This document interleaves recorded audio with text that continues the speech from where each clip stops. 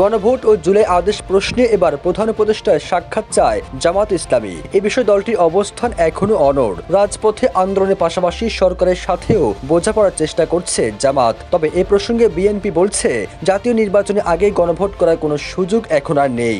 এমন প্রেক্ষাপটে বিভিন্ন মহলে প্রশ্ন উঠেছে, দেশের দুই বড় দলের চাপের মুখে কি সিদ্ধান্ত নেবে অন্তর্বর্তী সরকার?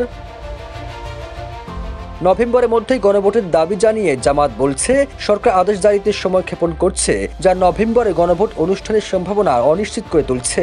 সরকার আদেশ জারিতে আরও সময় নিলে জামাত ইসলামী শক্ত প্রতিক্রিয়া জানাবে। নতুন করে ঘোষণা করা হবে কর্মসূচি। জাতীয় একটি দৈনিকের এক প্রতিবেদনে এমন তথ্য প্রকাশ করা হয়।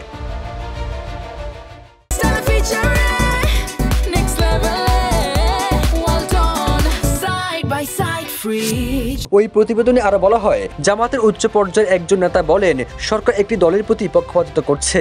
এমনটা হলে নিরপেক্ষ নির্বাচন অনুষ্ঠান কঠিন হয়ে উঠবে। এতে সরকারের প্রতি মানুষ আস্থা হারাবে। এ বিষয়ে জামাতের নায়েবে আমির আব্দুল্লাহ মোহাম্মদ তাহের বলেন, আমরা সবকিছু নজরে রাখছি, সরকার প্রধানের সঙ্গে সাক্ষাতের চেষ্টা করছি। জামাত ঐক্যমত কমিশনের প্রস্তাবগুলো পূর্ণ বাস্তবায়ন চায়। এ পথে কেউ বাধা সৃষ্টি করলে আমরা মাঠে থাকব। এদিকে বিএনপির মহাসচিব মির্জা ফখরুল ইসলাম আলমগীর বলেছেন, জাতীয় নির্বাচনের আগে গণভোট করার কোনো সুযোগ এখন আর নেই। গণভোট নির্বাচনের দিনই হবে, সেখানে দুটি ব্যালট থাকবে, একটি গণভোটের জন্য, আরেকটি জাতীয় সংসদ নির্বাচনের জন্য। সবুজ আলম, নিউজ ডেস্ক, ইত্তেফাক।